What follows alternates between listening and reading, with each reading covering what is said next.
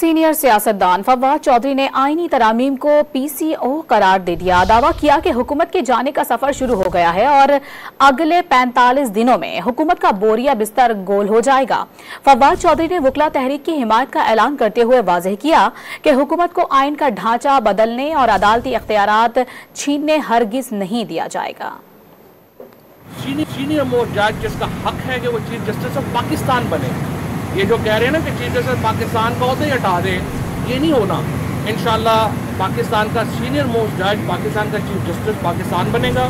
Supreme court के इख्तियारात में कोई कमी जो है वो नहीं आ सकती। पाकिस्तान के आइन का बुनियादी ढांचा तब्दील नहीं किया जा सकता। हुकूमत की एंड गेम शुरू हो गई है।